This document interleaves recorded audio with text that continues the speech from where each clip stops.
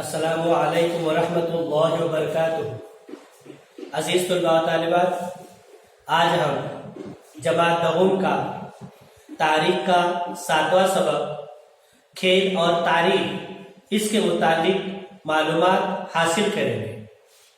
جیسے آپ جانتے ہیں، کھیل مختلف قسم کے جو کھیل ہوتے ہیں انہیں کھیل کہا جاتا ہے، لیکن کھیلوں کی تعریف کیا ہے اس کے متعلق آج ہم پڑھیں گے۔ سب سے پہلے آتے ہیں پس منظر پر۔ کھیل کی تعریف تفریح اور جسمانی ورزش کے لیے کیا جانے والا ہر عمل کھیل کہلاتا ہے۔ کھیلوں کی تاریخ انسانی تاریخ کی طرح بہت قدیم ہے، یعنی جیسے انسان کی تاریخ بہت پرانی ہے، اسی طرح سے کھیلوں کی تاریخ بھی بہت پرانی ہے۔ اس کی وجہ یہ ہے کہ کھیل کود انسان کی فطرت اور انسانی زندگی کا ایک اہم حصہ ہے۔ اس کے علاوہ انسان جیسے جیسے زندگی میں ترقی کرتا گیا، ویسے ویسے وہ مختلف قسم کے کھیل کھیلنے لگا۔ جیسے مثال کے طور پر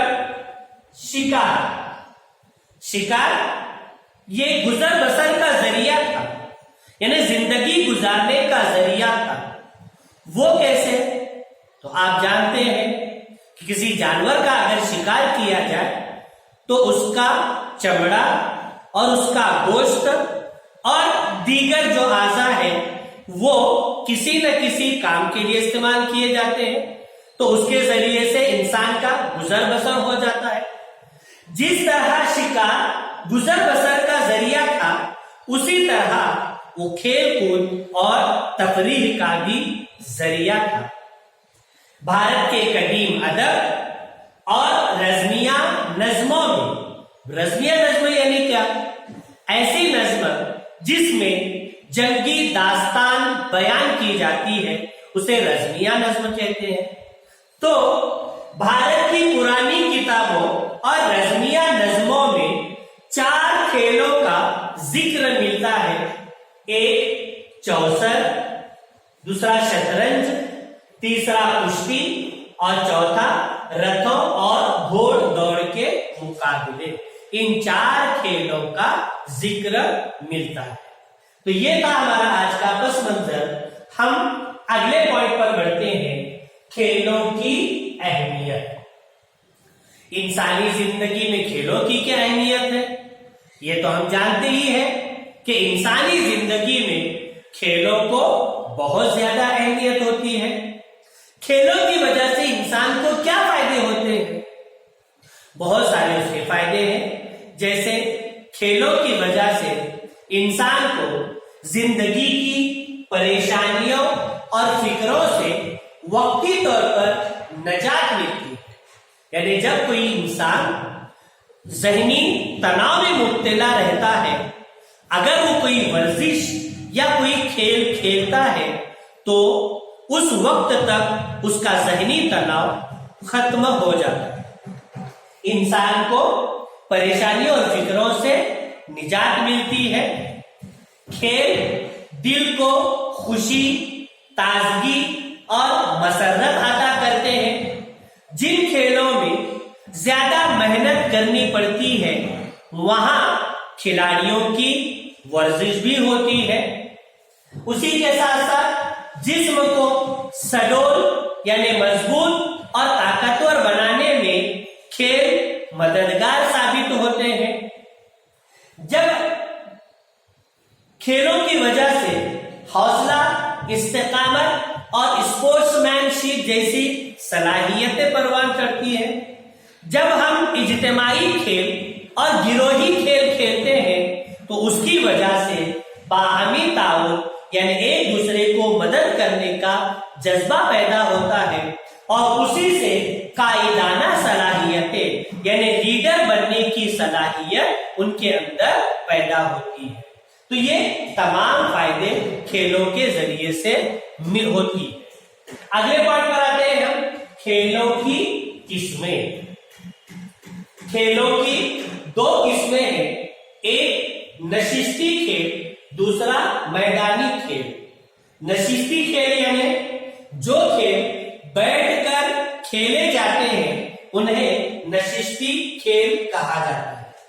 ان میں نشستی کھیلوں میں چوسر، شطرنج، تاش، لوڈو، سانپ سیڑھی اور کیرم ان کا شمار ہوتا ہے۔ یہ ایسے کھیل ہیں جو کہیں پر بھی بیٹھ کر ہم کھیل سکتے ہیں۔ اس کے علاوہ لڑکیاں ساگر گوٹی نامی کھیل کھیلتی ہیں، اسی طرح سے چھوٹی لڑکیاں بھاتوکلی نامی کھیل کھیلتی ہیں، اور گڑیوں کی شادی یہ تو سبھی کو راحت اور خوشی دینے والا کھیل ہوتا ہے۔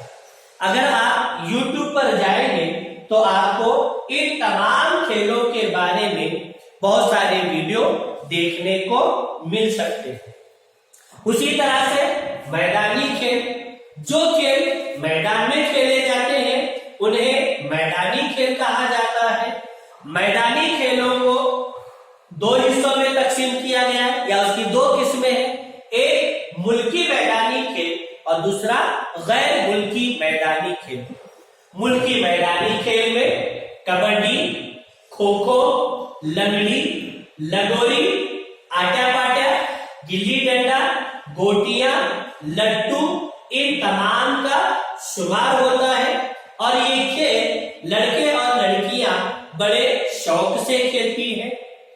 غیر ملکی میدانی کھیلوں میں کرکٹ، ہاکی، فٹ بال، پولو، گولف، بیڈمنٹن اور ٹیبل ٹینس ان کا شمار ہوتا ہے۔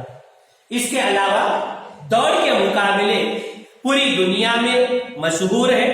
100 میٹر دوڑ، 200 میٹر دوڑ، میراتھن اسپردھا اور رکاوٹ دوڑ کے مقابلے پوری دنیا میں منعقد کیے جاتے ہیں۔ اسی کے ساتھ ساتھ جسمانی مہارت پر مبنی بھی کچھ کھیل ہوتے ہیں، جیسے گولا پھینک ہے، تھالی پھینک ہے، لمبی چھلانگ ہے، اونچی چھلانگ اس کا شمار ہوتا ہے۔ پانی میں کھیلے جانے والے کھیل ہیں، جیسے تیراکی ہے، واٹر پولو ہے، کشتی رانی ہے، اس کا شمار ہوتا ہے۔ اس کے بعد جسمانی ورزش والے کھیل ہیں، جیسے ملکھام، رسی ملکھام اور جمناسٹک وغیرہ کا شمار ہوتا ہے۔ اسی کے ساتھ ساتھ ایک اور ہے جسے مہماتی کھیل کہا جاتا ہے۔